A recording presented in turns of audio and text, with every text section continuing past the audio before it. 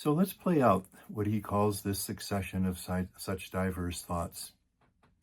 So here's an afternoon. Ignatius spends, he tells us, 2, 3, 4 hours intensely engaged in thoughts of returning to the sinful life before. And the form this takes is the pursuit in his thoughts of a woman whom he does not identify and who very likely was the younger sister of the King of Spain. Ignatius might have seen her once or twice in his earlier years as a page in the household of the royal treasurer.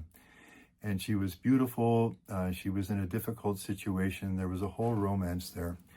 And very likely, this is the woman that he is pursuing. How he's going to travel to where she lives, how he's going to win her heart, not willingly recognizing that none of this is possible, because in the aristocratically layered culture of Ignatius' day, he's never even going to be able to meet her. But basically what it is, it's the pursuit in his imagination and thoughts of an unattainable woman, which really is a return to the way he was living before.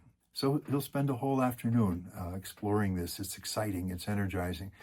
Now eventually his energies tire, he sets it aside and goes on with the day.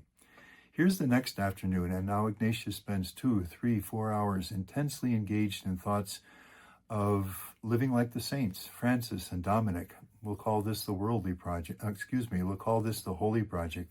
The other, let's call the worldly project.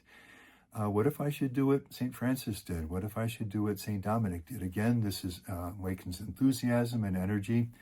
He'll spend some hours doing this. Eventually, his energies tire. He lets the thoughts go and goes on with the day. And this is what's happening day after day, week after week. Not with perfect symmetry, but sometimes intensely engaged in thoughts of the worldly project, and sometimes engaged in thoughts of the holy project.